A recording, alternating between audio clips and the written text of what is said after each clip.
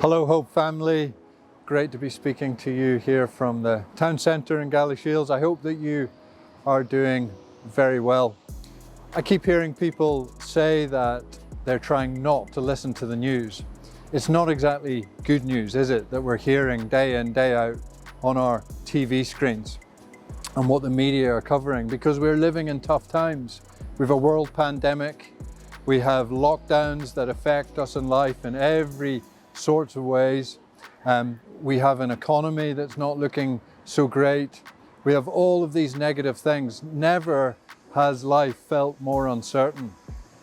But if that doesn't drive us to our knees in prayer, then I don't know what will. It's like God is saying, well, if this doesn't get you praying, I don't know what will. And so we want to respond to that. This is a time for us humbling ourselves and calling out to God like never before. This is what we need to be doing.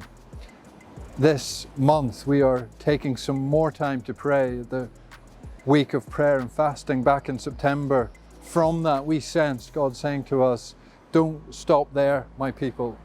I want you to pray some more. And so we are simply responding to that. We're calling November Morevember because we believe that God has more for us. And so I want to encourage you to join us in just spending some time, as time permits, this month, to just spend a little bit more time leaning into Him and praying. And I want to just, in a sense, frame that and give you the first week of this time of things that we can be praying into.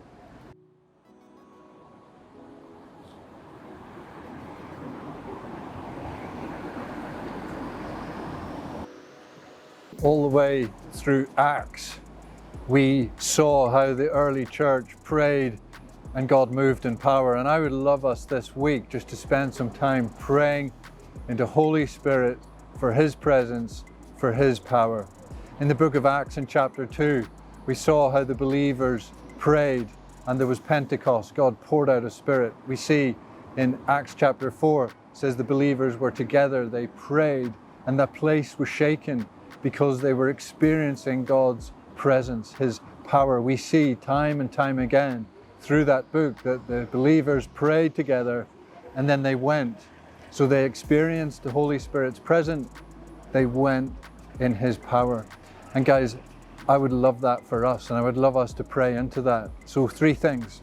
I would love us to pray for these borderlands, that God would pour out His Spirit on these lands, that these lands would experience something of the presence and the power of God. Wouldn't it be amazing to see God touch lives, that people are coming to us saying, I want to get right with God. How do I put my faith in Jesus? Wouldn't it be great to see miraculous healings on the streets and people saying, wow, have you seen what God can do? Why not here?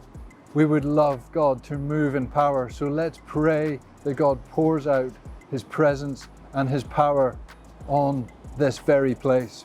And as we meet together, as we gather together, just like in the book of Acts, we want to see our lives shaken, the place shaken, because we are so aware of God's presence with us. So I want you to join us in praying that we would know and experience His presence in a fresh way, a new way. We believe that that's what He wants for us. And thirdly, God reminds us through His Word, we've had a real sense of that as we've leaned into Him in recent weeks, that if we are to know His presence, if we are to know His power, then He must have holiness in our lives. And so guys, this is an opportunity for us to examine our lives in a deeper, in a fresh way, and just hear what Jesus is saying to us. Are there things in our lives that we need to get rid of? Jesus says, if you want to follow me, you need to deny yourself. You need to take up your cross, and then you follow me. I know for me personally, there's been things I've had to put right in my life. I've had to seek His forgiveness. And as we walk in that kind of repentance, Jesus willingly wants to help us get rid of the things in our life which stand in the way. And it's not a holiness that we can work. It's only a holiness that He can work in us. So let me encourage you with that. So let's spend time in prayer, praying that our lives would become the lives that He wants to work in us. We're allowing for His holiness. Pray that in our gatherings and in our personal lives that we will know Holy Spirit presence. Pray that we would know Holy Spirit power come on this place, on these borderlands, that we will be able to speak His word boldly and see many people reached for Him. So why don't you join me in praying into those things? Maybe you haven't booked up or signed up for your slot in November. You can still do that. We've sent out an email with how and what to do. But what's important is that we're all corporately taking this on, we're owning it, and we're saying, yes, we're pressing in because God has got more for us, more for the borders, more that He wants to do. Bless you guys.